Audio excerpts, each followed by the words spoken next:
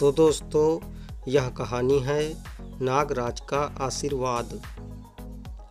बहुत समय पहले की बात है। एक छोटे से गांव में एक किसान रहता था जिसका नाम रामू था। रामू सीधा साधा, परिश्रमी और ईश्वर में आस्था रखने वाला इंसान था।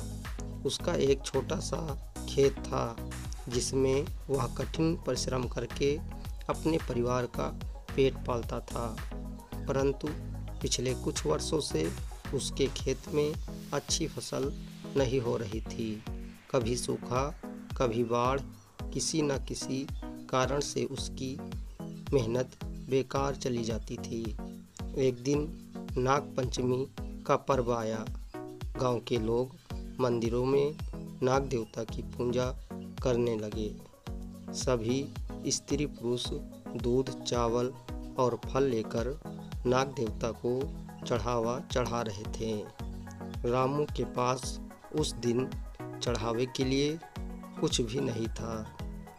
उसके घर में केवल थोड़ा सा दूध बचा था जो उसकी बीमार माँ के लिए रखा गया था।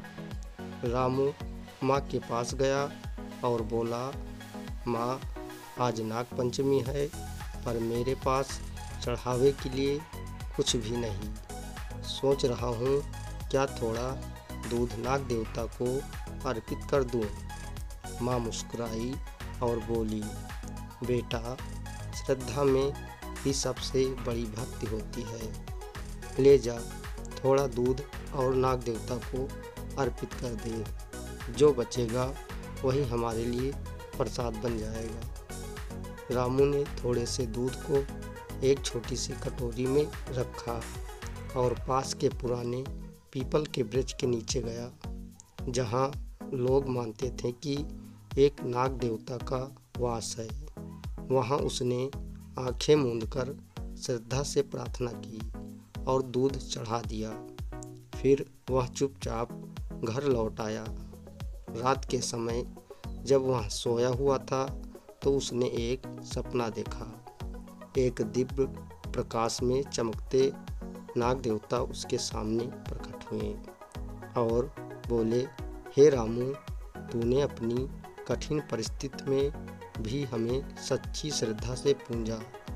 हम तुमसे प्रसन्न हैं। कल सुबह अपने खेत के उत्तर कोने में खुदाई करना, तुझे वहाँ कुछ मिलेगा। रामू की आँख खुली और वह आश्चर्यचकित हो गया। उसने सोचा, यह तो सिर्फ सपना था, पर क्यों न कोशिश कर लूं। अगली सुबह वह फावड़ा लेकर खेत के उत्तर कोने में खुदाई करने लगा। थोड़ी देर में उसे जमीन में एक बड़ा मिट्टी का घड़ा मिला। उसने घड़ा बाहर निकाला और ढक्कन हटाया तो हैरान रह गया। घड़े में सोने के सिक्के थे। रामू की आंखों में आंसू निकल पड़े। वह खुशी से दौड़कर माँ के पास गया और सब कुछ बताया। माँ ने कहा, बेटा, यह सब नाग देवता की कृपा है।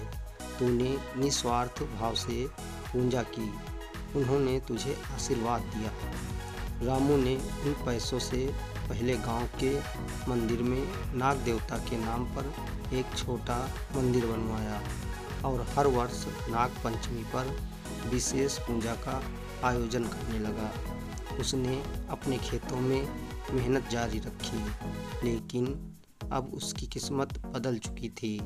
फसलें लहलहाने लगी, परिवार सुखी रहने लगा और गांव वाले भी उसकी भक्ति और उदारता की सराहना करने लगे। समय बीतता गया, लेकिन रामू ने कभी भी उस आशीर्वाद का घमंड नहीं किया। वह सदा सभी से विनम्रता से पेश आता और कहता, सच्चे मन से की गई प्रार्थना कभी व्यर्थ नहीं जाती। तो दोस्तों, इस कहानी से हमें यह सीख मिलती है कि श्रद्धा और निस्वार्थ भक्ति से हम ईश्वर की कृपा पा सकते हैं। कठिनाइयों के समय भी यदि हम विश्वास और भक्ति बनाए रखें तो एक दिन सुख अवश्य मिलता है।